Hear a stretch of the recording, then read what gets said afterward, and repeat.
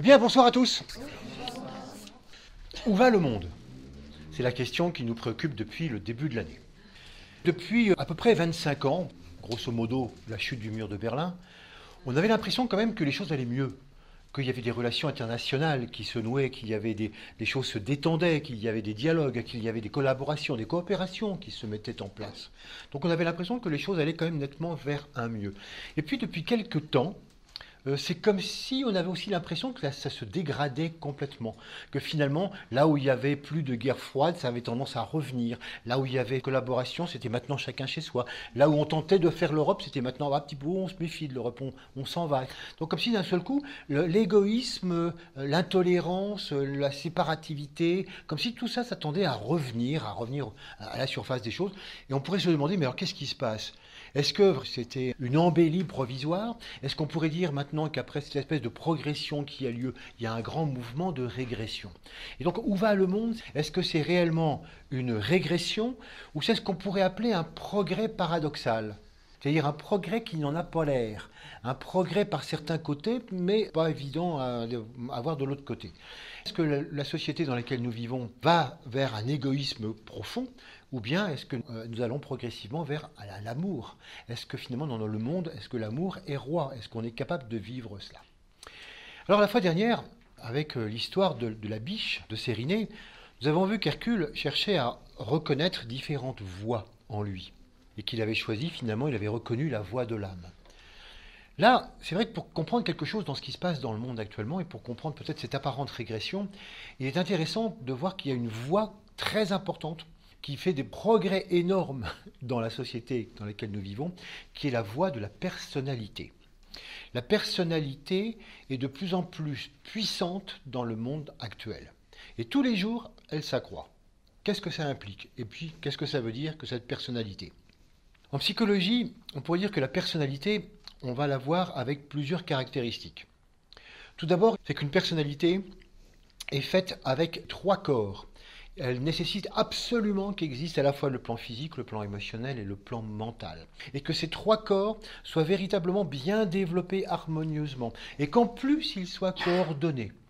Donc coordination entre les 3 aspects. C'est-à-dire qu'il n'y en ait pas un qui domine outrageusement les autres, qu'il n'y en ait pas un qui donc soit tellement important que les autres sont réduits à la portion congrue. C'est quelqu'un qui pourrait être à la fois sensible, créatif, un peu sportif, un peu intellectuel, vous voyez, un peu tout cet ensemble-là en même temps. On ne peut pas dire que c'est quelqu'un qui est essentiellement sur tel ou tel aspect. Non, il comporte ces 3 mouvements. Et c'est ce qui amène justement une créativité très puissante. Autre aspect important de la personnalité, c'est quelqu'un qui crée dans sa vie. C'est pas forcément un créateur artistique dans le sens où on l'entend, non, c'est quelqu'un qui crée la vie. C'est-à-dire que dans sa vie de tous les jours, ça peut être quelqu'un qui a une profession, et dans sa profession, c'est quelqu'un qui a des compétences, qui excelle, et qui crée quelque chose, qui amène quelque chose. Ou c'est quelqu'un qui n'a pas de profession, c'est tout simplement quelqu'un qui, dans sa vie relationnelle, ou dans sa vie familiale, dans sa vie amicale, c'est vraiment quelqu'un qui crée quelque chose, qui amène quelque chose à la société. C'est pas simplement quelqu'un qui suit comme ça et qui se contente de répéter les vieux systèmes et les vieilles images. Et tout ça parce que les 3 aspects, physique, émotionnel et mental, sont véritablement bien coordonnés. On pourrait dire aussi que c'est quelqu'un qui a réussi à bien coordonner l'introspection, c'est-à-dire qu'il a une vie intérieure et en même temps donc la vie externe. C'est pas simplement quelqu'un qui est simplement bloqué à l'intérieur. Non, il y a aussi l'extérieur qui compte. Quelqu'un qui serait entièrement dans l'extérieur et qui serait incapable de s'introspecter. Il y a les 2 aspects. Donc vous voyez, on coordonne le dedans, dehors, les 3 corps. C'est vraiment une caractéristique essentielle donc pour comprendre ce qu'est cette personnalité. Donc créatrice, compétente, coordonnée. Ce sont d'abord les 3 éléments qu'il faut bien percevoir. Et puis il y a un deuxième élément qui est très important, c'est sur cet élément que va porter essentiellement ce que nous allons voir ce soir, c'est que la personnalité, lorsqu'elle est bien développée, elle a surtout la conscience et la capacité de faire des plans, de planifier la vie. Et ça, c'est quelque chose de tout à fait nouveau. Les gens qui n'ont pas de personnalité peuvent avoir de forts désirs.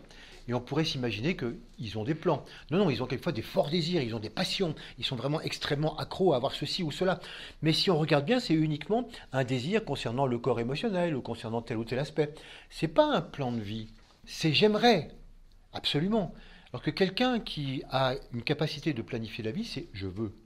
Je vois ma vie et je vois comment je vais organiser ma vie. Pas tel élément de vie, ma vie globalement, ma vie affective, ma vie professionnelle, ma vie intellectuelle, ma vie mentale. Voilà, je voudrais que ma vie ressemble à ça et aille dans ce sens-là. C'est la capacité de diriger. Le mot direction est très important. Diriger, en français, ça veut dire indiquer une direction. Ça veut dire indiquer une orientation. Et donc, les gens qui n'ont pas de personnalité, ou encore trop peu, ont tendance à se laisser aller au gré de la vie. On verra bien où la vie nous emmènera. Voilà, hein, on verra bien de quoi demain sera fait. Le tout, c'est de suivre les opportunités, de suivre ce qui nous est proposé. Non, celui qui a une personnalité, non, moi je veux arriver là, moi je veux réussir ceci ou cela. Et il va faire souvent les sacrifices nécessaires pour pouvoir arriver et parvenir à la direction qu'il s'est donnée.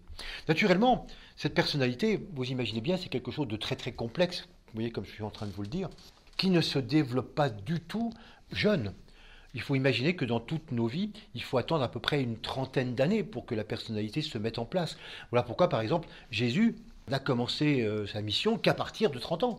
Parce que généralement, oui, c'est un petit peu l'âge clé à laquelle on peut dire la personnalité commence un petit peu à surgir. Le Bouddha, lui, il a même commencé plus tard, il a commencé à 40 ans. Il faut un certain temps pour que les choses se mettent en place. Et puis, dans le cours de toutes les différentes vies que nous avons, eh bien, il faut beaucoup de vie pour que cette personnalité puisse progresser petit à petit. La synthèse, la coordination de la vie intérieure, la vie extérieure, la capacité de planifier les choses ne se fait pas comme ça en un instant ou en une seule vie. Donc, il n'y a pas le fait d'avoir ou de ne pas avoir de personnalité.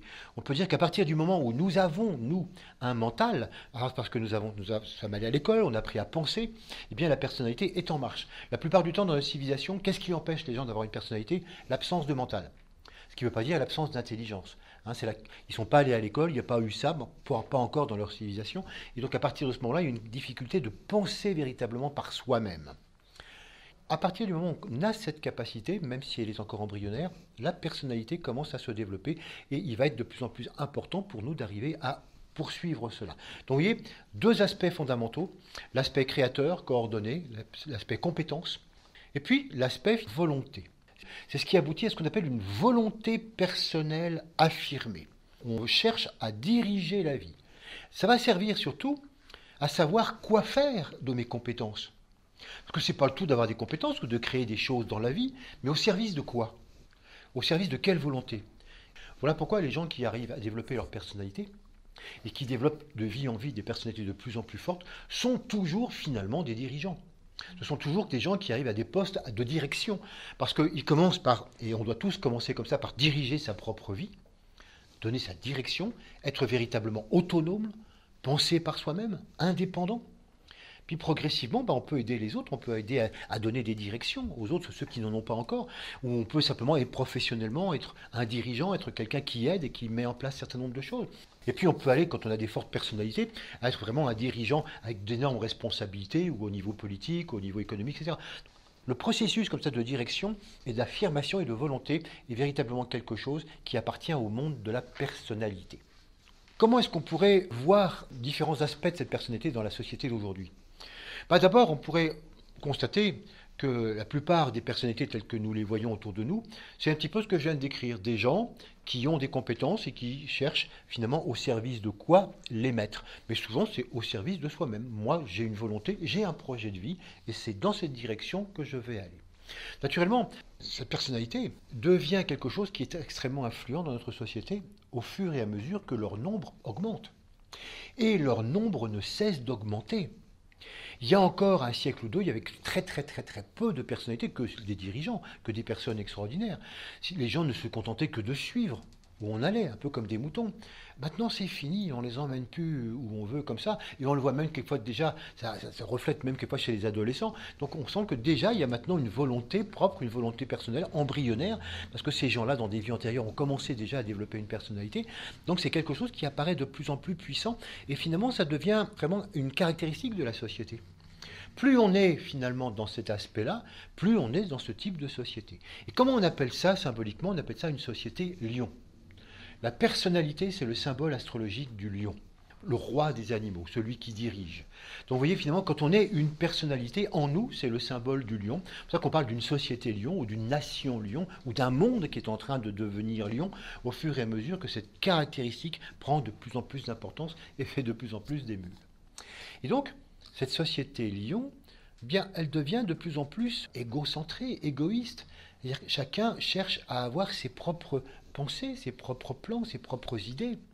Et vous vous rendez compte déjà, on va en reparler tout à l'heure, du problème que ça peut donner. Actuellement, il n'y a peut-être pas encore la moitié de la population humaine qui a une personnalité, faute de pouvoir développer le mental. Mais imaginons quand même qu'il y ait 3 milliards de personnalités. Vous imaginez ce que ça peut donner 3 milliards de personnes qui ont chacun leur plan individuel, avec l'envie de le réussir, éventuellement au détriment des autres. Vous comprenez pourquoi on est dans une société où on a inventé la compétition? Il n'y en aura pas pour tout le monde. Tous les plans ne peuvent pas arriver au bout. Il y en a donc forcément qui vont devoir échouer pendant que d'autres réussiront sur leur dos. Donc on voit effectivement comment cette société devient de plus en plus égoïste, ce qui ne manque pas de nous inquiéter et de nous reposer la question, mais où va le monde? Avant il y avait une solidarité, maintenant on s'aperçoit que c'est de plus en plus chacun pour soi, de plus en plus épouvantable.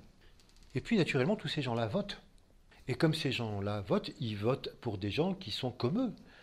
Et donc voilà pourquoi, par exemple, on n'a pas encore malheureusement, on pourrait s'en plaindre, dans le monde de la politique, des groupes. Alors que toute personne qui réfléchit un petit peu au niveau de l'évolution se dit, mais maintenant, il y a tellement eu de livres, de films même là-dessus qui nous disent, mais maintenant c'est un travail de groupe, c'est un travail d'interdépendance, il faut arrêter d'être tout seul. Bah, vous remarquez qu'en politique, c'est toujours comme ça. Nous sommes une bande de lions élisant des lions. C'est-à-dire que l'homme politique, au lieu de dire, nous sommes un groupe, voilà, on se présente devant vous en tant que groupe avec chacun nos compétences. On va essayer de se. Alors moi, en principe, je suis le président parce que la Constitution fonctionne comme ça, mais considérez-moi juste comme l'animateur du groupe, mais pas plus, au même titre que mes collègues. Et vous imaginez la révolution que ça donnerait? Élisez-nous sur nous tous. Non, on est forcément donc dans un système lion. Au cas où vous ne l'auriez pas remarqué, je suis le meilleur candidat. C'est moi le meilleur, c'est moi le plus fort. Et naturellement, si vous votez pour moi, je vais résoudre tous vos problèmes parce que l'ancien était vraiment nul. On en est encore là. Mais c'est logique, c'est complètement normal puisque finalement, ça correspond bien aux électeurs qui fonctionnent dans leur propre milieu exactement de cette manière-là. On a besoin d'un lion, on a besoin de quelqu'un fort, on a besoin de quelqu'un qui a une forte personnalité. Et on se dit, avec une forte personnalité comme ça, c'est sûr que ça va bouger. Il y a un côté donc inquiétant. Parce qu'on se dit, mais c'est forcément toujours tellement personnel, tellement volonté personnelle. Et puis en même temps, il y a un côté, c'est pour ça que je disais que c'était paradoxal, un peu rassurant, sachant que quand on voit la courbe d'involution et d'évolution, ce que je suis en train de vous décrire, c'est simplement le bas de la courbe. C'est juste avant de remonter, c'est juste avant qu'on reparte sur d'autres choses. Donc il faut descendre, c'est important qu'on réussisse à affirmer cette indépendance, cette autonomie, avant de la remettre peut-être au service d'autres choses. Et puis, ces nations, elles ont généré des systèmes internationaux qui sont à leur image. Voilà pourquoi nous sommes dans un système économique, un système financier, qui est exactement dans le même processus, et qui finalement ne fait qu'enrichir les plus riches et appauvrir les plus pauvres de plus en plus, à tel point qu'on se demande mais où est-ce que ça va s'arrêter? Là encore, on se dit mais où va le monde avec un système financier comme ça? Les financiers eux-mêmes s'interrogent, parce qu'ils savent très bien que ça ne peut pas durer. Et on pourrait parler d'écologie et de la consommation de chacun, etc. On voit bien que finalement, beaucoup de personnes disent « ça ne peut pas durer ». Et il y a donc de plus en plus de personnes qui vont remonter la courbe d'involution et d'évolution, et qui disent maintenant, il s'agirait de mettre la personnalité au service de causes d'ensemble. Parce que la personnalité, c'est sûr que pendant un temps, c'est certainement important de la développer par rapport à soi-même, son projet, avoir chacun son projet de vie, ne pas se laisser imposer par l'extérieur, mais à un moment donné, il serait intéressant que cette personnalité, toutes ces compétences que j'ai développées, les mettre en rapport avec des plans collectifs. Donc on trouve de plus en plus de personnalités qui mettent leurs compétences, leurs forces et leur volonté au service de la paix, au service de l'écologie, au service de la nourriture pour tous, au service de la santé. Bref, dans toutes ces ONG, dans toutes ces associations qui cherchent à faire le bien de l'humanité. Ou bien on trouve aussi, c'est peut-être quelquefois chez les mêmes personnes ou d'autres personnes qui disent mais la personnalité, il faut quand même se souvenir qu'elle doit être l'outil de l'âme. L'âme a créé une personnalité parce que l'âme est pur amour. Et on sait que le but de notre existence sur Terre, c'est de pouvoir amener l'amour sur Terre, mais l'âme étant totalement immatérielle ne peut pas le faire. Elle a besoin d'un outil physique avec un mental, une sensibilité et un physique, et qui permet d'amener cet amour jusqu'en bas, dans la matière la plus dense. Et pour ça, on a besoin d'une personnalité. Donc il serait peut-être intéressant de réussir à remettre cette personnalité en contact avec l'âme que nous sommes. Voilà un petit panorama de ce que représente la personnalité, vous voyez, consacrée à elle-même tout d'abord, et puis progressivement donc dans l'évolution, consacrée à l'ensemble et consacrée à la globalité. si on pouvait résumer ça d'un point, c'est de dire que nous avons donc deux aspects dans la personnalité, un ensemble de compétences et une volonté personnelle, un plan, une capacité à faire un plan qui donne une très grande puissance. Maintenant, ce qu'il va falloir faire, c'est se demander d'où vient cette puissance et quel est l'intérêt de ce processus. Quand on étudie le monde de l'âme, ou simplement même les religions, vous savez qu'on nous a toujours présenté un Dieu en trois personnes, le Père, le Fils et le Saint-Esprit, ou Brahma, Vishnu, Shiva, enfin bon, tous les exemples. Ou bien, nous, quand on parle au niveau de l'âme, on sait que dans l'âme, nous trouvons les trois qualités fondamentales. On trouve d'abord l'équivalent du Père, à savoir la volonté, c'est-à-dire qu'il y a un plan divin, il y a un dessein.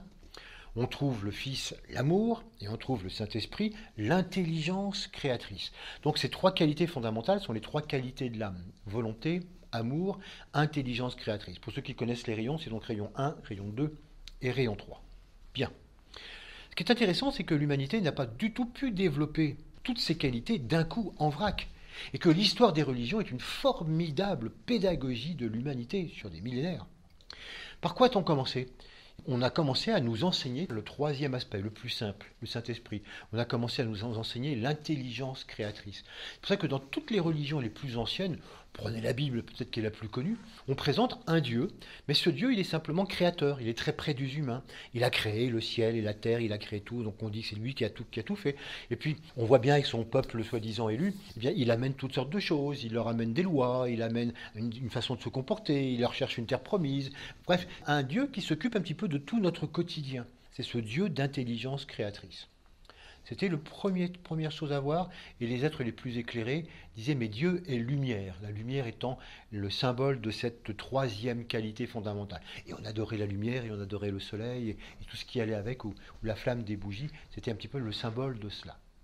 Et puis il y a 2500 ans à peu près, avec le Bouddha, suivi de très près par le Christ, ces deux personnages ont apporté une nouvelle pédagogie en disant maintenant que vous savez que l'humanité a compris que Dieu est lumière, Dieu est intelligence, on vous amène une nouvelle sensationnelle, Dieu est amour, unité.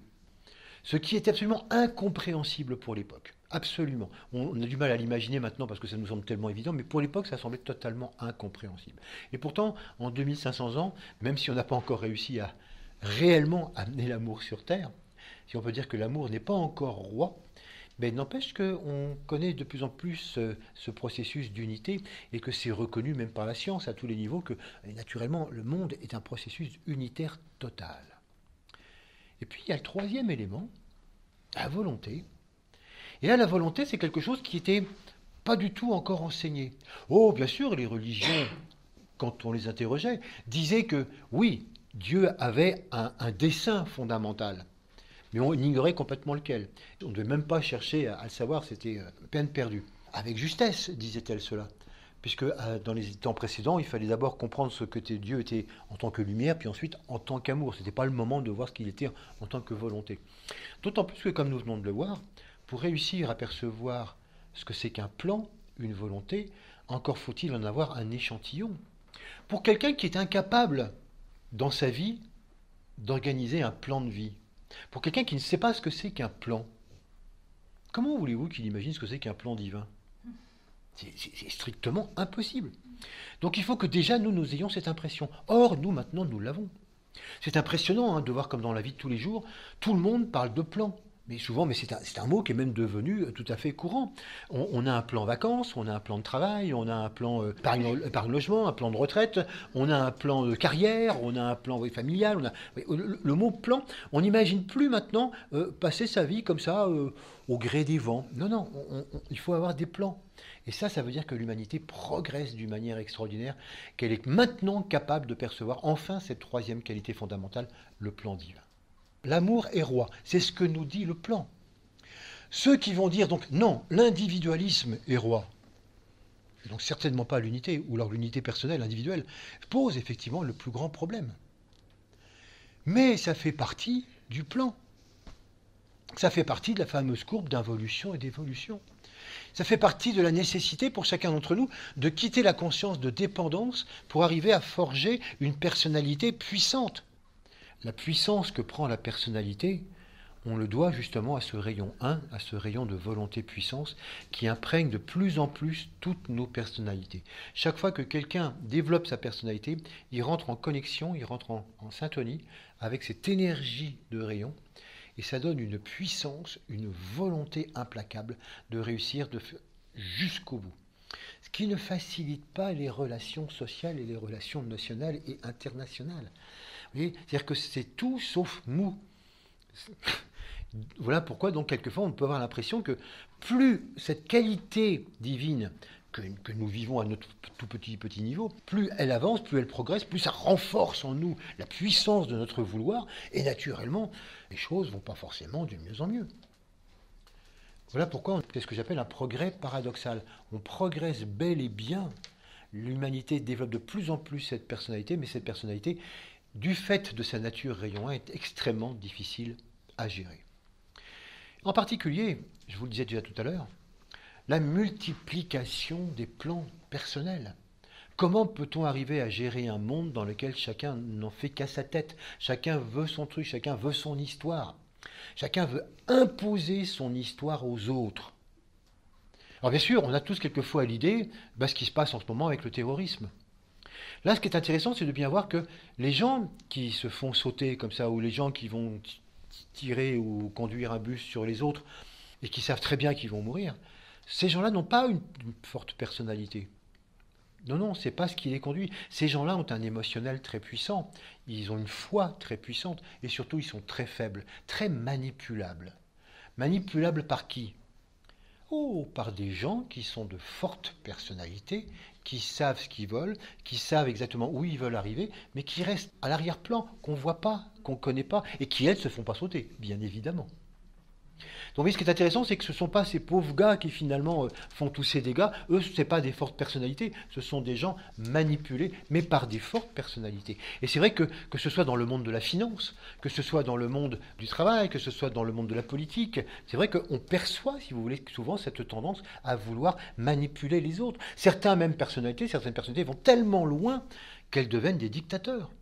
Alors on a plein d'exemples comme ça. Heureusement, tout le monde ne passe pas par ce stade-là, mais vous avez tellement de gens, que ce soit en Afrique, que ce soit en Corée du Nord, que ce soit malheureusement dans beaucoup de pays, même en ce moment, ça revient, eh bien on voit tous ces dictateurs ou ces gens qui aimeraient bien devenir des dictateurs, ou comme aux États-Unis actuellement, certains candidats à l'élection présidentielle, qui font des déclarations très personnelles, très séparatistes. Quelquefois, on hallucine quand on écoute tout ça, on dit mais c'est possible. Ça, c'est la personnalité dans ses aspects les moins glorieux. Paradoxalement, du point de vue de la psychologie de l'humanité, c'est un progrès d'arriver de plus en plus à cet aspect-là. Heureusement qu'il n'y a pas que ça, et heureusement que bon nombre de personnalités, comme je vous le disais tout à l'heure, vont remonter et vont être un petit peu plus au service de l'ensemble. Le travail d'Hercule que nous allons évoquer, parce que je n'oublie pas qu'il s'agit d'un travail d'Hercule, ne s'occupe pas de tous ces gens qui sont en train de développer leur personnalité. Non, Hercule, souvenez-vous, il est sur le chemin du disciple. Hercule est en train de faire un travail pour comprendre justement ce qui se passe au-delà de la personnalité. Donc simplement, il faut bien comprendre que le monde pour l'instant est inquiétant et qu'on a quelquefois raison d'avoir peur. Mais en même temps, si on se rend compte que ça fait partie du plan et que le plan nécessite effectivement, le plan divin nécessite qu'à un moment donné, il y ait toutes ces personnalités, si dangereuses soient-elles, il ne faut pas trop s'inquiéter outre mesure. C'est un très mauvais moment à passer, mais c'est vrai que de toute façon, là, on voit très bien que dans la société, beaucoup de choses déjà évoluent. Il y a tellement de choses positives qui évoluent dans la société, tellement de gens qui vont ailleurs, qui nous emmènent ailleurs, qu'il ne faut pas les oublier et ne pas focaliser sur les quelques-uns qui sont dans le fond de la courbe et qui semblent marquer la société de leur empreinte. Donc, occupons-nous un petit peu de ceux qui remontent parce que le travail d'Hercule les concerne. Bon. C'est un travail dans lequel il va falloir tuer le lion.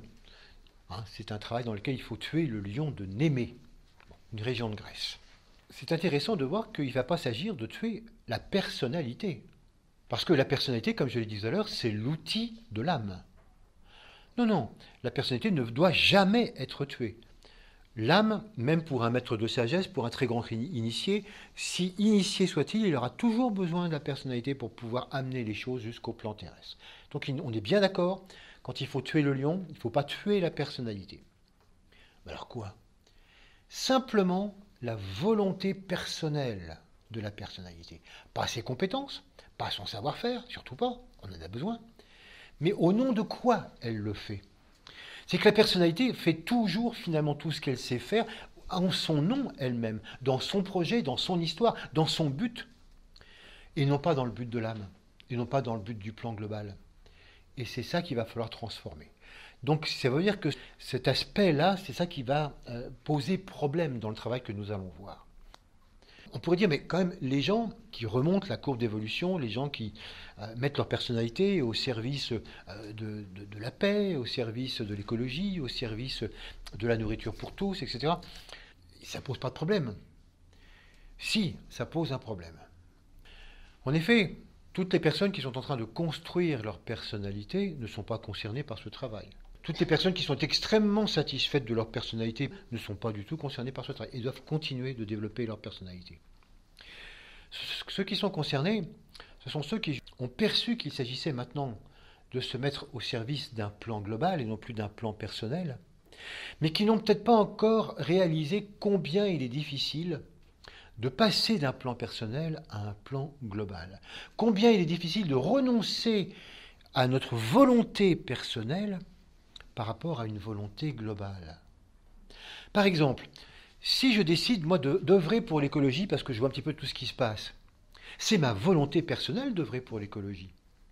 Et comment je vais m'y prendre et qu'est-ce que je vais faire et qu'est-ce que je vais prôner? Ce sont mes solutions personnelles, celles que je connais en tant que personnalité, celles que je maîtrise avec mes compétences. Mais qu'est-ce que ma personnalité connaît véritablement du plan de l'âme? Il est bien évident que c'est pas mauvais de faire ça. Mais est-ce que c'est véritablement dans ce sens qu'il est nécessaire de le faire? N'oublions pas que l'âme et le plan divin cherchent toujours à faire évoluer la conscience à travers les formes. Le but, c'est l'évolution de la conscience à travers des formes. Le plan divin, ça n'est absolument pas un plan pour les formes. Il n'y a aucun plan concernant des formes. Il n'a jamais été dit que les formes animales, végétales, il fallait absolument les conserver à tout prix parce que c'était fondamental, c'était le plan. Non, non. Ce qui compte, c'est l'évolution de la conscience à travers ces formes. Et qu'il est prévu que toutes ces formes, eh bien, régulièrement, soient changées, soient renouvelées, etc. Et que la mort fait partie du processus. Et souvent, on s'aperçoit que les gens qui sont pleins de bonne volonté, les gens qui veulent travailler pour la paix, qui veulent travailler pour l'écologie, qui veulent travailler pour la fin dans le monde, etc., sont parfois des personnes qui ignorent complètement la dimension conscience de ce plan divin. Ce sont des gens qui ne voient que l'aspect formel et qui vont faire du mieux, qui vont mettre toute leur personnalité au service de ce qui apparaît formellement. Et dire, c'est pas mal.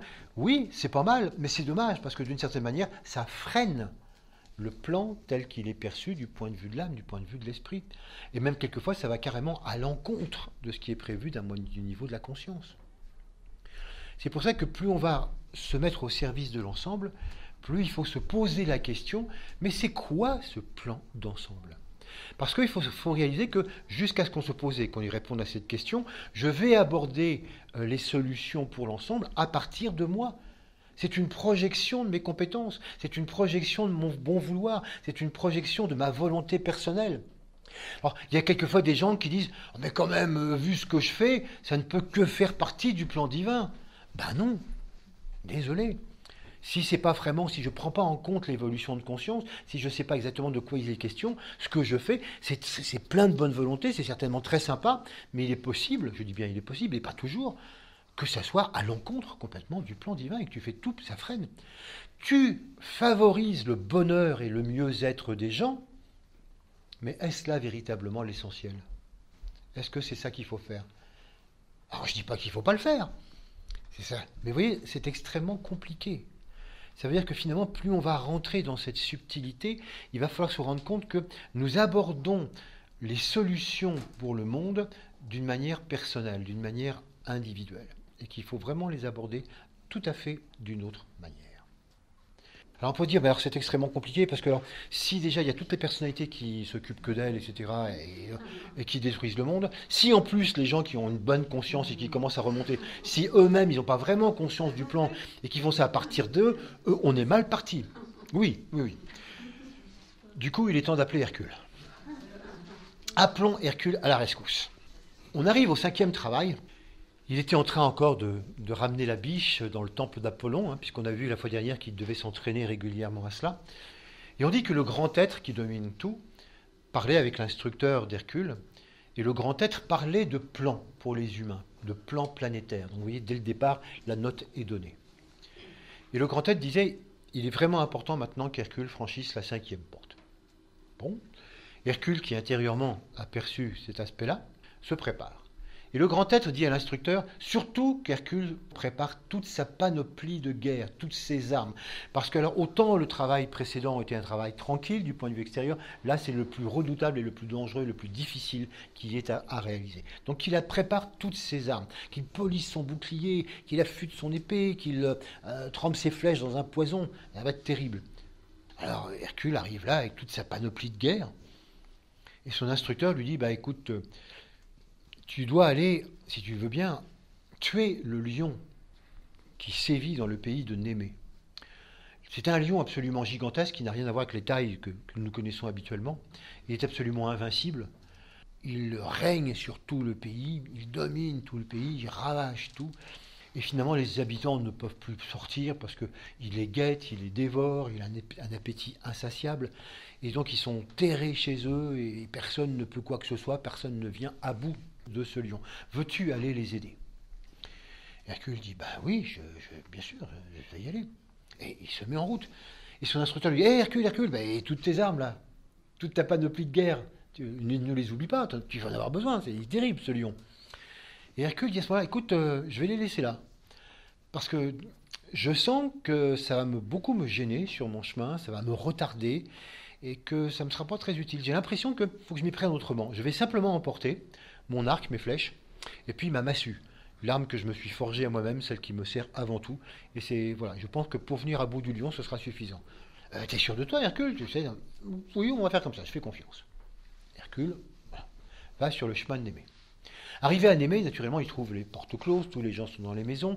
Quand on sait que Hercule arrive, tout le monde le reçoit avec joie, etc. Mais joie et peur en même temps. Et donc à partir de là, il dit, bah alors voilà, où est le lion? Alors les gens disent, bah, on l'a entendu ici, d'autres là, moi je l'ai vu là, moi j'ai vu des traces à tel endroit. Bref, à les entendre, il est partout à la fois. Et il se rend compte qu'il ne faut pas chercher à aller à tel ou tel endroit, il va falloir essayer d'écouter le lion, d'écouter sa voix, et finalement le suivre jusqu'à son repère. Il ne faut absolument pas le guetter sur le terrain, voir où est son repère, et c'est là qu'il va falloir véritablement, certainement, le combattre. Alors naturellement, quand les habitants le voient partir, ils disent, mais Hercule, mais t'es complètement fou, mais t'as pas d'armes, mais t'as rien, mais t'y connais rien en lion, mais tu l'as jamais vu celui-là. Avec ta massue, mais t'es grotesque, avec tes arcs et tes flèches, mais t'arriveras à rien. Va chercher ton bouclier, fais marche arrière, va chercher ton épée, tout le barda. Et Hercule n'écoute pas, et il y va. Et donc, suivi par quelques gens plus téméraires de Némée, qui suivent Hercule, mais un peu de loin, on dit que Hercule s'avance effrayé mais sans peur. C'est surprenant, hein, c'est effrayé mais sans peur.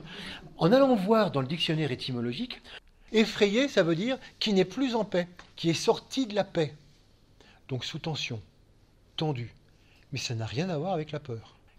Donc c'est intéressant de voir qu'il peut y aller effrayé mais sans peur. Et il avance. Par contre, les gens de Némée, eux, sont morts de trouille. Alors là, c'est évident. Et puis, après de longues recherches, en se guidant à son rugissement terrible, il finit par un jour se trouver devant le lion. Le lion rugit un grand coup comme il a l'habitude de faire, et les habitants de Némée qui étaient encore derrière se sauvent immédiatement. Hercule ne bouge pas, ce qui surprend le lion. Et Hercule prend ses flèches et commence à tirer sur le lion. Aucun effet. Les flèches ne s'enfoncent pas dans sa peau. Il vide tout son carquois en essayant différents endroits du corps, strictement rien à faire. Le lion n'a rien. Mais le lion est comme un peu mécontent qu'on l'attaque de cette manière-là. Donc il s'avance en rugissant vers Hercule en disant bon, on va en finir. Et Hercule, lui, reste pas comme ça, il prend sa massue et il avance aussi vers le lion, lui aussi en criant. Et finalement, il assène un grand coup de massue sur le lion. Côté lion, rien.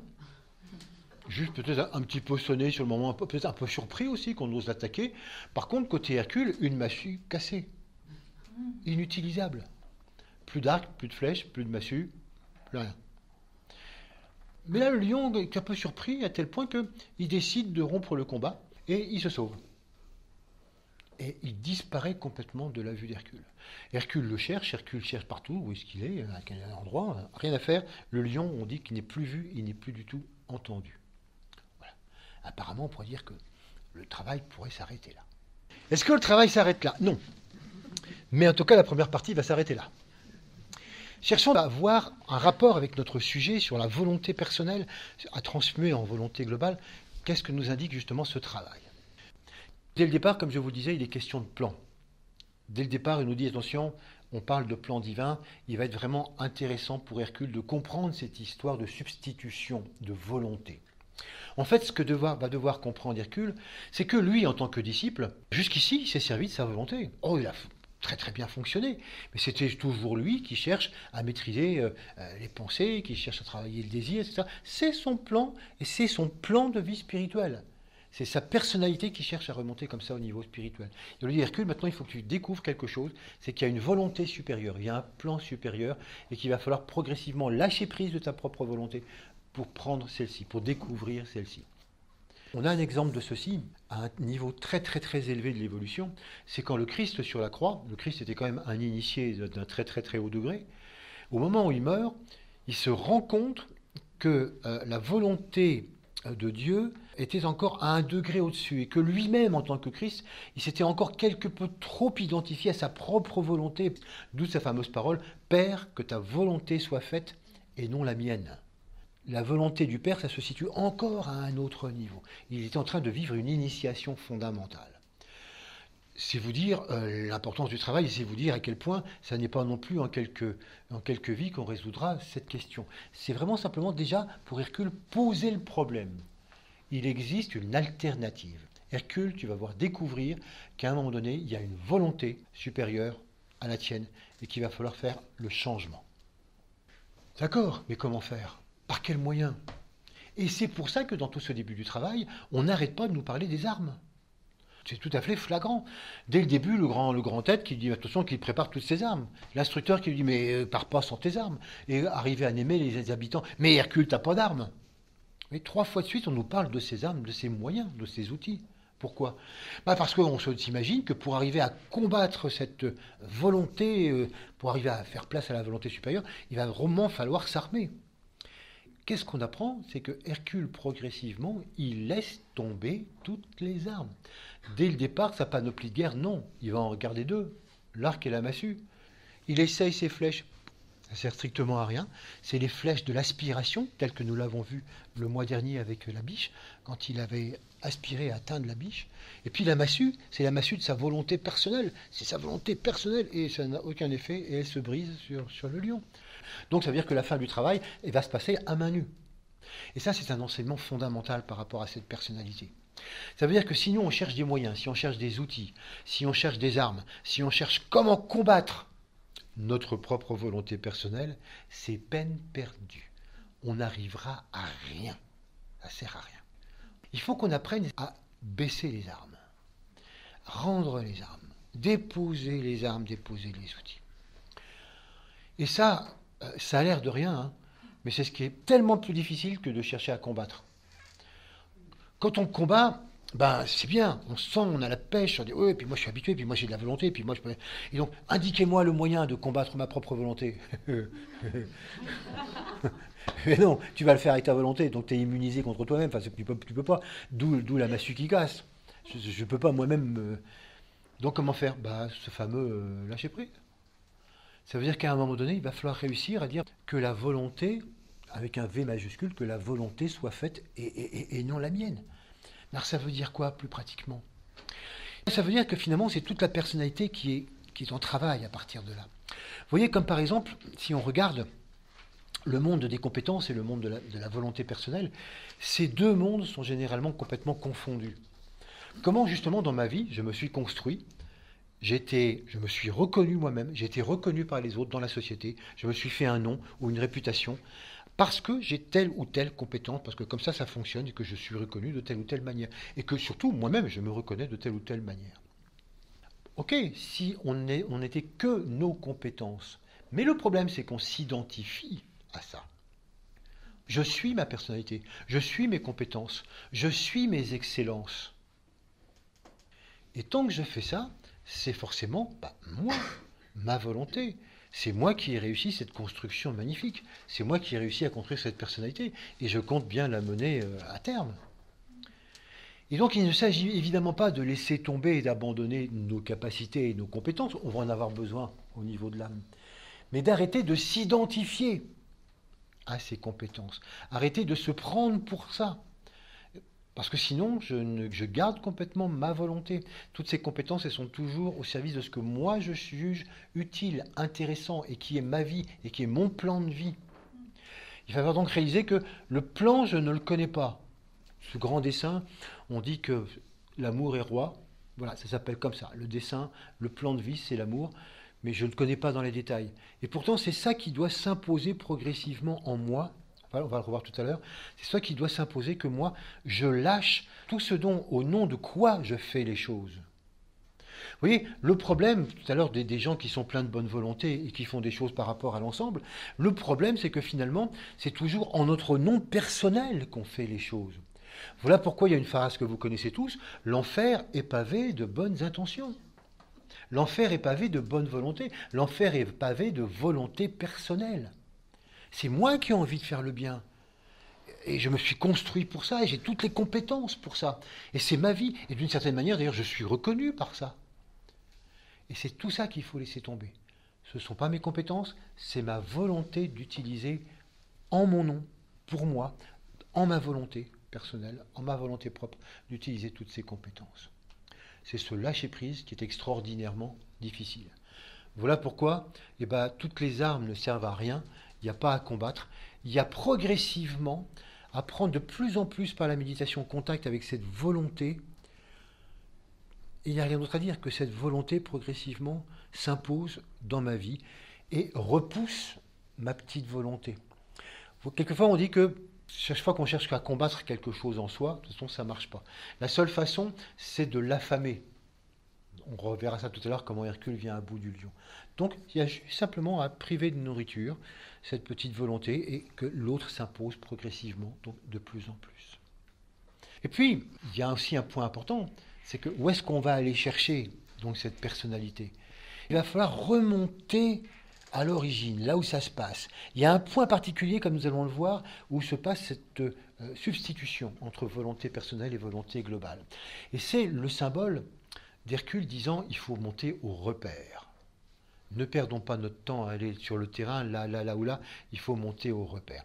Et c'est très intéressant parce que là aussi, il y a beaucoup de gens qui proposent des techniques pour devenir impersonnel, parce que c'est ça le sujet. Comment devenir impersonnel? Comment lâcher la volonté personnelle? Comment réussir à ce que cette volonté vienne? Utilisez tel moyen, tel outil. Oui, c'est pas des armes, c'est des outils, mais c'est la même chose. Utilisez telle astuce, faites ceci, faites cela, combattez ça, etc. Et c'est vrai que ça amène quelquefois les gens à faire des rectifications au cas par cas. Par exemple, dans ma vie, je me rends compte que, tiens, là, sur ce coup-là, c'est vrai que j'étais un peu trop personnel, il faut que je me calme. Là, oh là là, j'étais un peu trop dirigeant, là, il faudra peut-être que je fasse plus doucement. Donc vous voyez, c'est comme si on essayait de calmer sa personnalité un peu au coup par coup, comme ça. Comme les habitants disaient, il est là, le lion, il est là, il est là. Et Hercule n'écoute pas ça, il dit non, il faut monter au repère. Parce que finalement, on pourrait croire qu'on va réussir à quelque chose, mais on ne réussira à rien. Tant qu'on ne trouve pas la solution là où ça se passe, on ne réussira pas. Ou alors, dans des illusions. Et c'est intéressant de voir que pour beaucoup de personnes, le travail d'Hercule s'arrête là où je l'ai arrêté. C'est-à-dire qu'il y a beaucoup de personnes qui justement cherchent à travailler sur leur impersonnalité directement. Ils cherchent à être moins personnels. Et du coup, qu'est-ce qui se passe? Il se passe que réellement, à certains moments, le lion disparaît. On ne le voit plus. Et les gens très satisfaits d'eux-mêmes disent, voilà, plus de lion. Je crois que j'ai réussi à être impersonnel. Enfin, je crois que j'ai gagné du terrain là-dessus. Il me semble que non, c'est vrai que depuis le temps que je travaille un petit peu ça, maintenant, vraiment, c'est une volonté autre qui m'anime maintenant. Je suis devenu, je crois, vraiment impersonnel. Ah, c'est bien, et t'en es fier? Oui, assez fier. Bon, c'est raté. Eh oui. De toute façon, si on s'y prend de cette manière-là, le lion, il est apparemment en fuite, mais c'est une évidence. Il reviendra parce qu'on n'a rien résolu du tout. Continuons cette histoire. Hercule va suivre naturellement, va rechercher où se trouve le lion, et il va finir par le trouver. Il est dans une caverne. Il l'entend dans une caverne, là, dans une grotte. Il se dit, bon, eh ben, il va falloir entrer dans la grotte. Il rentre, il suit toute la grotte, et il ressort très vite par l'autre côté. Finalement, cette grotte a une double entrée, et pas de lion. Il dit, bah zut alors, il m'a encore eu. Et puis à ce moment-là, il entend le lion dans la grotte, mais derrière lui.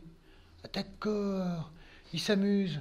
Monsieur fait le tour, comme ça, et puis il rentre de l'autre côté, donc ça veut dire que si moi je fais demi-tour, il va refaire le tour, puis il va mort. Donc monsieur refuse le combat. Bon, je vois le genre. Alors Hercule revient par l'entrée d'où il vient. Il avait vu là-bas plein d'arbres coupés, abattus. Et donc il va prendre tous ces petits troncs d'arbres, ces branchages, etc. Et il va confectionner devant l'entrée de la grotte un barrage. Impossible à franchir, même pour le lion très fort. Et puis il va contourner par là. Et il va rentrer de l'autre côté, dans l'entrée. Il vérifie que le lion y est bien, absolument, il y est. Il entend son rugissement. Et il dit, bah, mon pépère, maintenant tu ne vas pas y échapper. Et il avance dans la grotte. Et évidemment, à un moment donné, l'inévitable se produit, le lion saute sur Hercule. Il réussit à faire un pas de côté, à éviter ces griffes terribles qui l'auraient dépecé, et il le prend par l'arrière, par la gorge, et progressivement, en serrant le bras, il l'étouffe, jusqu'à ce qu'il n'ait plus du tout d'air, il l'asphyxie complètement, et il meurt. Voilà. Ça y est. Alors il ressort, les habitants de Némée qui guettaient ça tout près sont tout contents, tout le monde est dans la joie. Ouais, le lion est mort ce soir. Du coup, ils chantent une chanson, on fait feu de camp, tout le monde fête, c'est super sympa. Bon, qu'est-ce que ça veut dire que cette histoire de grotte? Ah, intéressant. Pour ça, il faut que je vous fasse un petit schéma. Vous vous souvenez que la fois dernière, nous avions vu avec Hercule comment nous avions dans l'humanité à passer de sphère de conscience en sphère de conscience. Alors on avait vu que c'était l'art de faire des transferts de conscience, comment on pouvait, tout en étant polarisé dans une sphère de conscience, par exemple la personnalité, réussir à faire des expansions de conscience, mais le but c'était de se transférer progressivement dans une autre sphère. Donc transfert, ça peut s'écrire de deux manières, avec un F ou avec SPH, transfert. Ça, c'était notre processus. Revoyons un petit peu des sphères comme ça, parce que c'est ce qu'on va retrouver avec le travail d'Hercule. Je vais donc vous dessiner un cercle qui va représenter le monde de l'âme, le monde spirituel d'une manière générale, et puis le monde de la personnalité de l'autre côté. Nous avons vu qu'avec la biche, Hercule avait pris conscience en tant que personnalité de ce monde de l'âme. Il s'était rendu compte de la nature du monde de l'âme et il avait emmené la biche dans le temple d'Apollon. Mais il n'y avait rien de mental, c'était purement tout en sensibilité. On voyait que c'est une démarche mystique qu'il avait faite là, donc pour reconnaître l'âme et l'amener là où il fallait. Là maintenant, on va aller un petit peu plus loin. Qui dit personnalité dit mental, donc qui dit maintenant non plus démarche mystique, mais démarche avec le mental. Or, ce qui est intéressant, c'est que le mental, il appartient aux deux sphères, la sphère de la personnalité et la sphère de l'âme. Je pourrais le dessiner comme ceci, comme une espèce de tube avec deux entrées. C'est ma grotte, c'est la grotte du lion. La grotte du lion, c'est le mental. C'est le mental dans lequel on va pouvoir s'engager pour pouvoir passer donc d'un point à un autre. En effet, le mental est véritablement un intermédiaire important entre le monde d'en haut et le monde d'en bas. C'est par lui que les choses peuvent réellement passer. C'est pour ça aussi que nous pouvons constater que pour nous, habituellement, le mental s'arrête là. C'est notre petit mental concret, le mental du quotidien, celui qui n'est pas bien passionnant. Mais il existe un mental abstrait, un mental supérieur, totalement en contact avec le monde de l'âme. Vous vous souvenez que le mental, c'est un sixième sens. Il est capable de convertir des énergies, des vibrations, en idées. Tout dépend d'où viennent les vibrations. Tant que les vibrations viennent d'en bas, du monde de la personnalité, eh bien, il va amener des idées tout à fait concrètes, des pensées tout à fait concrètes. Ça, c'est nous au quotidien. Par contre, si les vibrations viennent d'en haut, du monde de l'âme et des mondes supérieurs, le mental va aussi traduire ça en idées abstraites, en lois. Et c'est tout à fait autre chose. Ça, c'est l'avantage donc de ce monde à deux entrées. Bien. Maintenant, allons plus loin. Puisqu'on travaille dans la volonté, on en profite pour redessiner sur ce schéma trois cercles qui vont symboliser donc les trois mondes dont je vous parlais tout à l'heure au monde de l'âme. C'est-à-dire qu'au sein du monde de l'âme, il y a une sphère donc dite de volonté, de plan divin, il y a une sphère d'amour, et puis il y a une sphère donc d'intelligence créatrice. Encore une fois, on retrouve nos trois rayons 1, 2 et 3. Ça, ce sont les qualités fondamentales de l'âme. Naturellement, puisque nous sommes à l'image de l'âme, nous avons exactement les mêmes en bas, mais à notre niveau tout à fait personnel. Nous aussi, on a une sphère de volonté, mais personnelle, tout à fait individuelle. Quand on a une personnalité, nous aussi, on peut faire des plans, mais ce n'est pas le plan divin, c'est le nôtre. Nous aussi, on a une sphère d'amour. Évidemment, ce n'est pas l'amour universel, hein, c'est l'amour affectif, c'est l'amour personnel. Mais bon, c'est quand même une sphère d'amour. Puis nous aussi, nous avons une sphère d'intelligence créatrice qui fait que nous sommes donc des créateurs et que nous pouvons bien organiser notre vie. Donc ces trois sphères sont tout simplement les aspects inférieurs de ces trois sphères supérieures. Et ce qui nous est demandé, c'est d'arriver justement à passer progressivement de l'une à l'autre. C'est de faire le transfert. Alors donc, ce qui est demandé à Hercule, c'est de lui dire, écoute, ça serait bien que de la petite volonté, tu passes progressivement voir l'existence de cette grande volonté. J'en profite pour vous annoncer ce qui va se passer le mois prochain. Le mois prochain, on va voir qu'on va demander à Hercule, écoute, toi qui crois être amour, que tu vois comment cet amour-là repasse par la grotte et va donc chercher ce qu'est le véritable amour du point de vue de l'âme. Et dans 2 mois, eh bien, nous aurons la même chose avec l'intelligence créatrice, comment il va falloir aller chercher et se transférer donc dans cet aspect-là. Donc vous voyez, sur 3 mois, on a un projet d'aller visiter et de transférer notre conscience sur les 3 aspects de conscience, de manière à transmuter complètement ce que nous pouvons vivre ici au niveau inférieur. Lion, pour ce mois-ci, Vierge, le mois prochain, et Balance, donc pour dans 2 mois. Revenons donc à Hercule. Transférer la volonté. Bon. Pourquoi est-ce qu'il va boucher l'entrée? Qu'est-ce qui va se passer? Pourquoi est-ce que finalement il rentre là, le lion se sauve, repart, etc. Pourquoi est-ce que ce petit jeu-là, qu'il n'y a pas moyen de coincer le lion? Eh bien tout simplement parce que c'est un des grands pièges qui nous guettent tous, c'est de jouer sur les 2 tableaux. C'est-à-dire que nous gardons notre volonté propre, nous gardons notre personnalité, nous gardons notre projet de vie, parce qu'on est content de notre vie, parce que notre personnalité, voilà, on s'est organisé, on est reconnu, on a un métier, une profession, on a ceci, et on continue là-dedans. Mais on a compris aussi l'importance de l'âme. On a compris complètement l'importance de ce monde supérieur. Et alors? Eh bien, par la méditation, je vais aller chercher un peu d'amour, ou un peu d'intelligence créatrice, ou un petit peu de cette volonté. Oui, et alors? Et bien après, une fois que j'ai fait mes courses, je ramène tout ça à la maison. Comment ça, je ramène tout ça à la maison? Ben oui. Ça veut dire qu'au lieu de me transférer de plus en plus dans ces sphères supérieures, ce que j'en comprends et ce que j'en amène, je le ramène en moi. Et ça donne quoi? Plus ça va, plus je suis un gros lion. Pourquoi est-ce que ce lion est 10 fois plus gros que les autres, 10 fois plus fort? Pourquoi est-ce qu'il est invincible? Mais parce que ça fait belle lurette il traverse la grotte pour aller chercher des qualités fondamentales, et que ces qualités fondamentales le gonflent, le rendent invincible, le rendent extraordinairement puissant. Et c'est ça le problème. Et je crois qu'on a tous rencontré des gens comme ça, hein, des gens, quelquefois dans des associations ésotériques, ou dans des mouvements ésotériques, ou dans des groupements ésotériques, des personnes qui finalement, depuis des années, des années, des années, vont chercher des connaissances dans les livres, qui savent ou qui méditent. Et ce sont des gens qui savent. Et vous sentez dans ça une certaine condescendance. Oui. Je sais, vous débutez, c'est charmant. Donc vous voyez des gens qui finalement sont allés chercher tous ces aspects-là, et au lieu de se transférer avec de plus en plus d'humilité, parce que c'est évident que tout ce lâcher-prise de la volonté de moi demande un abandon, une humilité, au contraire vous sentez qu'ils sont gonflés d'orgueil de tout cela.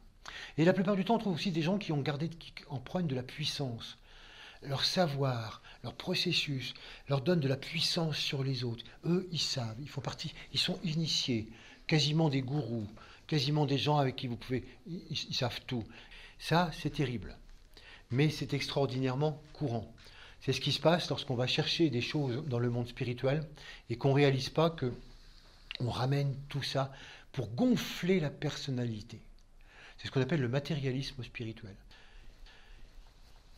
Donc, que fait Hercule? Pour obliger le lion à faire le transfert, on va barrer l'entrée. Et on met des branchages là. Et comme ça, on est coincé. On va remonter là et hop, on va combattre le lion. Et comme ça, le lion, il ne peut plus amener tout ça à sa petite volonté personnelle. C'est fini. La volonté personnelle ne peut plus, elle est étouffée. On va être bien obligé de faire le transfert jusqu'en haut. Pourquoi l'étouffer? C'est quoi le symbole de l'air? Ça, c'est un symbole très très intéressant aussi. Vous connaissez tous la phrase « l'énergie suit la pensée ». On sait tous que l'énergie, toute notre énergie à tous les niveaux, suit la pensée. D'où l'extraordinaire importance de la pensée. Mais on pourrait dire aussi, l'énergie suit la volonté. Simplement, quelquefois, c'est qu'on ne sait pas exactement comment ça marche. Pourquoi est-ce que l'énergie suit la pensée? Eh bien, par un intermédiaire extraordinaire qu'on appelle le souffle, la respiration. La respiration est véritablement le vecteur fondamental de l'énergie. Il faut bien comprendre que lorsqu'on respire, il se passe deux choses. Tout d'abord, il y a de l'air qui rentre dans le corps et qui va nourrir le corps physique dense. Ok. Mais qui dit air dit prana, dit énergie. Et donc cette énergie, elle aussi, elle rentre. Et cette énergie, elle va nourrir tous nos corps subtils. Et pas simplement le corps physique dense. Ok, jusque-là, on le savait. Ce qu'on sait quelquefois moins, c'est que notre conscience, notre pensée, notre volonté, peut colorer véritablement donc cette énergie. Ça veut dire que la façon dont vous respirez et la conscience que vous avez, quand ça rentre en connexion, ça amène des qualités d'énergie extraordinairement différentes. Par exemple, vous êtes en colère, ça ne va pas du tout. Vous cherchez même un peu à vous calmer, justement en respirant. Bon. Donc là, vous êtes conscient, vous faites une respiration quelque peu consciente. Maître Moria, dans les livres de l'Agni Yoga, qui insiste beaucoup sur cette notion de souffle, dit qu'à ce moment-là, vous ne vous rendez pas compte que vous donnez véritablement l'illustration de ce qu'on appelle un souffle empoisonné. C'est-à-dire que toute votre respiration se charge de l'empoisonnement astral, la colère, de tout ce que vous avez là, et toute votre énergie vous empoisonne vous-même, d'une part, et empoisonne partout autour de vous, aussi bien au niveau de l'air que du point de vue de l'énergie et de votre rayonnement. Et qu'on ne se rend pas compte combien on s'empoisonne soi-même et son entourage, simplement parce qu'on respire n'importe comment, en n'ayant pas conscience que notre conscience, par le souffle, est véhiculée partout en nous et autour de nous. Et que ça ne concerne pas que nous. Ça n'est pas que notre histoire. Si bien que lorsque je respire avec une volonté qui m'est propre, et que je suis dans ma volonté, quand je veux réussir quelque chose par exemple, et que je veux vraiment être plein d'énergie, ok. Alors je peux véritablement faire une respiration, et je me concentre sur moi, je suis très concentré sur moi, sur ma volonté, et là parfait. Je vais augmenter ma puissance créatrice. Je deviens un lion plus. Peut-être que dans certaines circonstances, parce que j'ai peur, j'ai le trac, et là, j'en ai besoin. Et donc je renforce ma personnalité. Et souvent, on le fait d'instinct. Hein, s'il y a quelque chose donc, qui est difficile à faire, on se prépare, on respire, voilà, et on va respirer donc cette énergie personnelle. Bon, mais c'est très personnel. Si je fais la même chose en me préparant à la méditation, par exemple, il y a beaucoup de gens qui pratiquent des exercices de pranayama en yoga. Le pranayama, c'est justement cet art de charger l'énergie avec la pensée. Malheureusement, ça a souvent été extraordinairement déformé. Et justement, bien souvent, on insiste sur la forme du pranayama. Ça veut dire que le rythme d'une respiration triangulaire ou en carré, une narine, l'autre, etc. On met tellement d'importance sur la forme qu'on oublie l'essentiel. L'essentiel, c'est avec quel état de conscience je suis en train de charger ma respiration. C'est ça l'essentiel. Donc, par exemple, je suis en train de me préparer à une méditation, mais je suis très centré sur moi. Parce que je me concentre, donc j'ai bien conscience de ma respiration, je suis centré sur moi. Qu'est-ce que je suis en train de faire?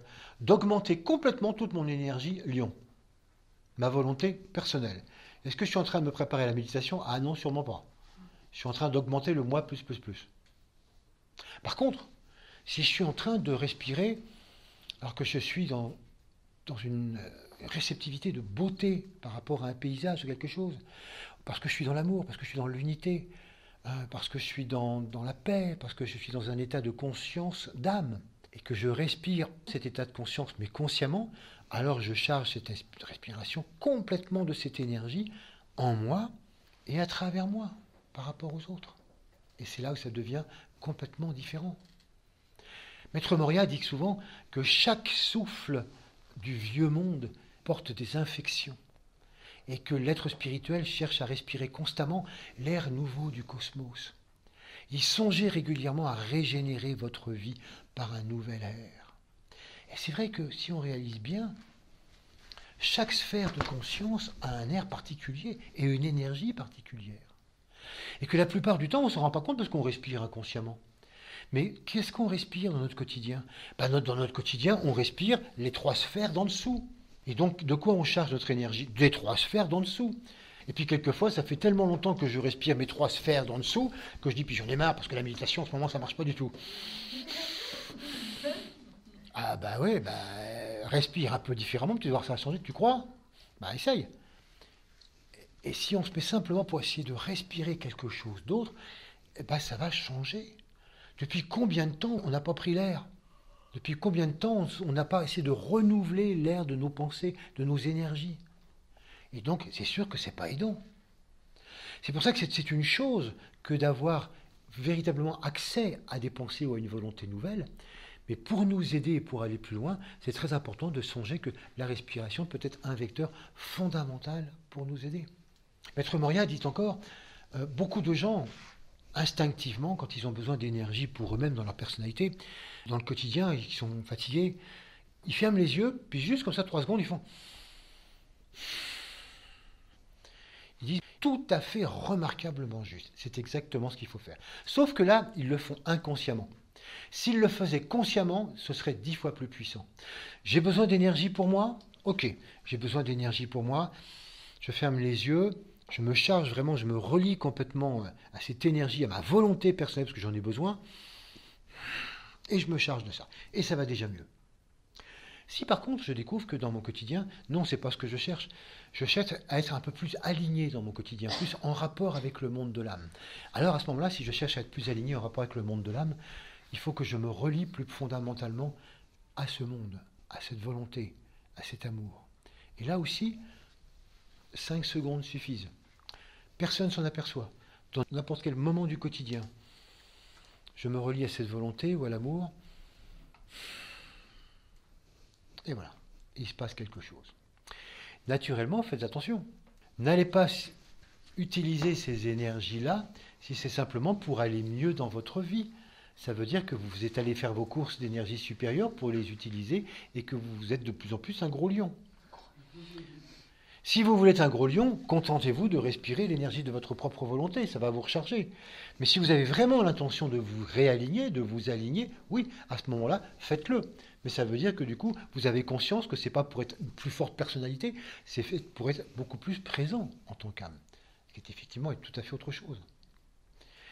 Voilà la puissance de la respiration par rapport à cet aspect-là. C'est pour ça qu'on pourrait dire que ce travail, il nous propose véritablement de travailler par rapport à la volonté. Il faut se rendre compte que notre personnalité et la personnalité dans le monde, c'est quelque chose qui s'accroît considérablement. Et que c'est vrai que ça peut paraître inquiétant, on se dit où va le monde, mais que ce n'est pas si inquiétant que ça. C'est vrai qu'il y a des très très mauvais moments à passer. Mais ce qui est intéressant, c'est de faire confiance aussi à toutes ces personnes qui, comme vous, êtes là ce soir, et qui cherchent à remonter déjà de l'autre côté de la courbe, cherchent déjà à remettre leur personnalité à un autre niveau. Mais pour que ce soit encore plus efficace, il faut dire à tous ces gens-là, attention, si vous remontez en gardant votre propre personnalité et que vous allez chercher les énergies subtiles, vous risquez de devenir un lion de plus en plus fort. Je ne sais pas si vous vous souvenez, il y a 2 mois, quand Hercule est allé chercher les pommes du jardin des Hespérides, il en a rencontré un comme ça. Il s'appelait Busiris. Le Busiris qui s'est présenté à lui en disant « Mais moi je suis un enseignant, mais moi j'ai toute la connaissance, mais reste avec moi, tu vas voir, je vais tout enseigner. » Souvenez-vous comment Hercule va rester prisonnier de Busiris pendant 1 an, à son service, impuissant. Prisonnier complètement de ça. Comment Busiris, lui, oui, il était remonté à aller chercher cette puissance, mais il l'avait utilisée pour augmenter sa puissance personnelle et sa personnalité. Donc c'est pour ça que c'est intéressant, vous voyez, que nous apprenions au fur et à mesure que nous remontons, de se dire, ok, il faut remonter, il faut chercher de plus en plus à percevoir quel est ce plan. Bien sûr, on n'aura rien. Tout ce que nous pouvons faire dans nos méditations, c'est justement prononcer cette phrase, et c'est cette phrase que je vous propose de travailler ce mois-ci par rapport à cette énergie lion. Que la volonté soit faite et non la mienne. De vraiment arriver à rester dans cette ambiance de voir, oui, il y a une volonté supérieure. Et que chaque fois que nous restons dans notre volonté individuelle de faire le bien, c'est déjà pas mal. Mais c'est pas ça encore. Tant que c'est ma volonté de bien faire, c'est pas ça. Il faut réussir progressivement à percevoir c'est quoi cette volonté d'ensemble. Alors là, on pourrait se dire, il suffirait que l'âme nous publie le plan et nous dise c'est quoi ce plan, et puis que voilà, une bonne fois pour toutes. Et non. Autant le dessein divin, l'amour est roi, c'est quelque chose qui est effectivement imposé, et même pas à l'humanité, c'est imposé à l'ensemble du système solaire et à toutes les planètes. Mais le plan planétaire, C'est pas quelque chose qui a à être publié auquel on doit obéir, c'est à chacun d'entre nous de le révéler. Parce que chacun d'entre nous, on est une âme bien particulière et on a chacun d'entre nous un accès particulier à ce plan. Personne n'a accès au plan global. Et c'est donc par l'interaction entre nous, par le travail de groupe, c'est par l'interaction, se faisant confiance les uns les autres, que ce plan, tel un puzzle, il va apparaître les uns par rapport aux autres. C'est pour ça qu'il n'y a personne en particulier, il n'y a aucune personnalité qui peut nous indiquer le plan. C'est pour ça que l'avenir, c'est véritablement le travail de groupe, le travail d'ensemble, l'unité, l'interdépendance des uns des autres. Regardons apparaître certains aspects du plan en chacun d'entre nous, chaque fois qu'on cherche non pas à imposer nos idées, notre volonté, moi je sais, c'est ça qu'il faut à l'humanité. Non, là-dessus, c'est rien du tout. Cherchons à percevoir tout doucement ce qui se passe et voyons ce qui apparaît les uns vis-à-vis des autres. Alors, un petit épilogue pour montrer comment le travail d'Hercule finit. Il arrive avec son instructeur, il est à Le Lion. Naturellement, il l'a dépouillé. C'est-à-dire que vous vous souvenez peut-être qu'au début des travaux, il avait déjà étouffé un lion. Et il l'avait dépouillé, il s'était revêtu de sa peau. Ça signifiait qu'il avait quitté le petit moi pour devenir une personnalité. Le lion, il avait donc fait déjà un transfert de volonté, le moi. Et là, il fait un nouveau transfert de volonté. C'est plus le lion avec sa petite volonté, c'est déjà une volonté supérieure. Alors vous allez me dire, il a ouvert comment, vu qu'il était invincible, ce lion? Pas bête, Hercule. Effectivement, avec son couteau, il n'arrivait à rien. Il a pris une griffe du lion, le seul outil pour réussir à pouvoir percer la peau du lion. Son maître lui dit, bah écoute, c'est très très bien, bravo. Je vais avertir le grand être de ton exploit. Et à ce moment-là, on entend une voix de l'extérieur, une grand être qui dit, je sais. Est-ce que ça veut dire, oui, je sais, je suis au courant, pas la peine de venir me le dire? Non, non. Je sais, c'est l'affirmation qui rejoint ce qu'on appelle l'affirmation, la parole clé du rayon 1.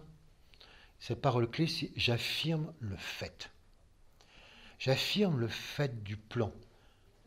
C'est vraiment l'affirmation fondamentale qu'il existe un plan. Et donc oui, c'est intéressant que ce travail commence en disant, on parle de plan, et se termine par, il y a véritablement un plan. Donc que la volonté soit faite, et non nos petites volontés. Je vous propose de méditer là-dessus.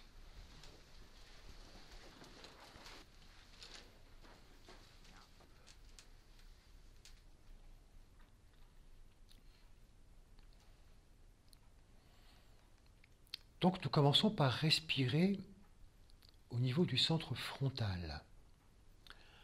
En faisant cela, nous chargeons notre énergie de la personnalité et de la volonté de la personnalité de méditer. C'est en effet toujours la personnalité qui décide d'aller méditer.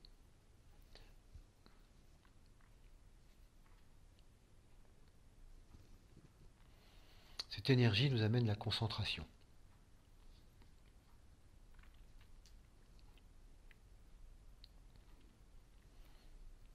Ce chakra frontal, c'est la première entrée de la grotte.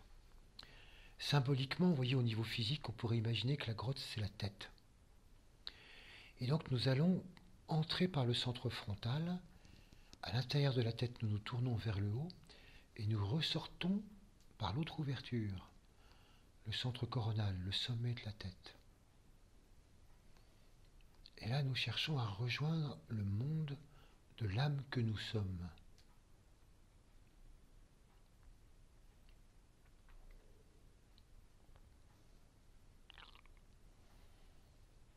Et la respiration change. Nous pouvons imaginer un instant que la respiration se fait par ce centre, par le haut.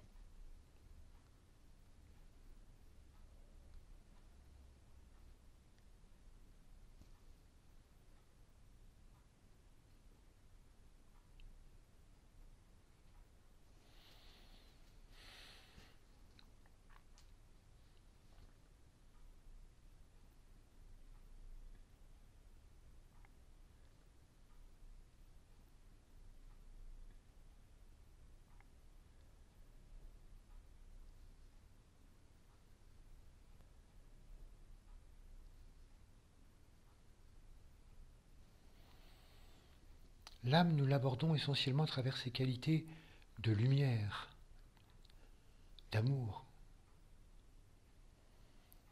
Et nous réalisons que c'est ce que nous sommes réellement. Nous transférons notre conscience dans ces grandes qualités, sans chercher à en ramener quoi que ce soit.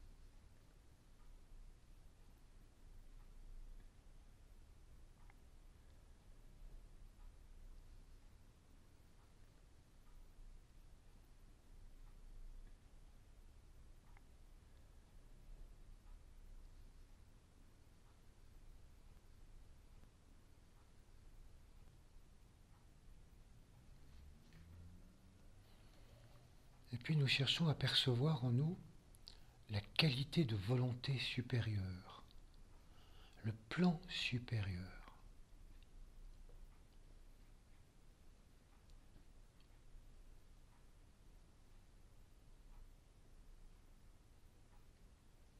La clé de ce que l'humanité doit faire sur Terre.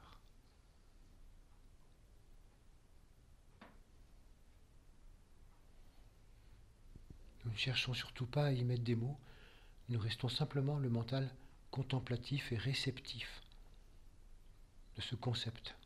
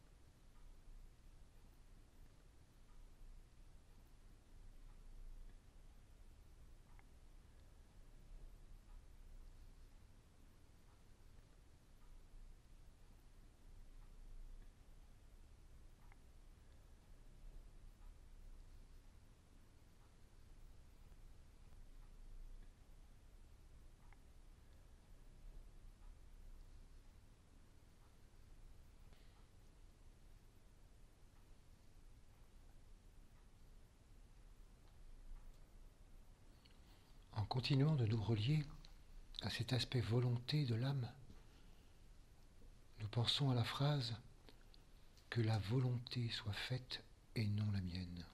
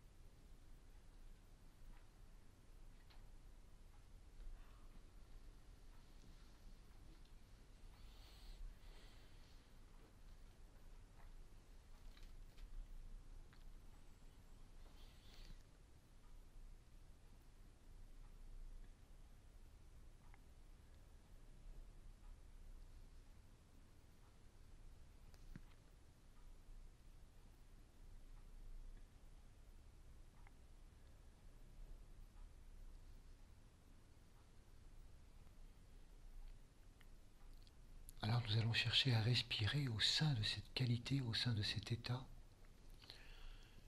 Pendant que nous sommes vraiment dans cette volonté, nous prenons un grand inspire, on retient quelques secondes son souffle, on charge de cette qualité et on expire lentement à travers soi pour amener cette qualité à régénérer tous nos corps subtils.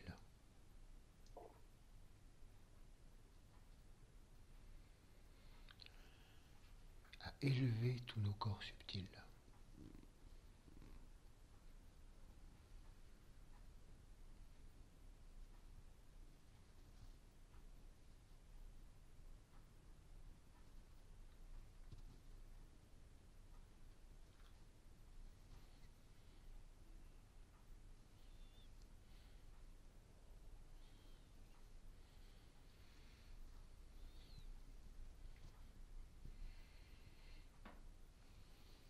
Puis nous le refaisons une seconde fois en prolongeant l'expire au-delà de nous, en imaginant que ça rayonne au-delà de nous.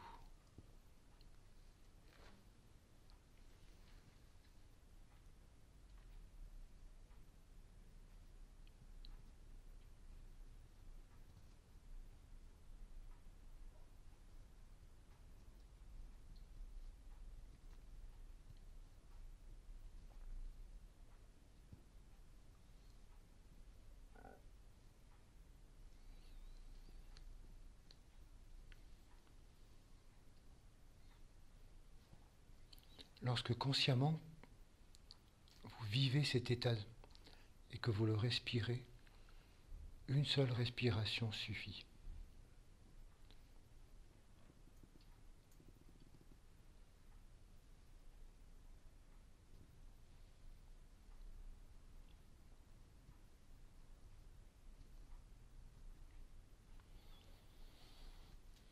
Puis nous prenons un temps pour intégrer ce que nous venons de vivre, ce qui a été dit ce soir, ce que vous retenez comme important.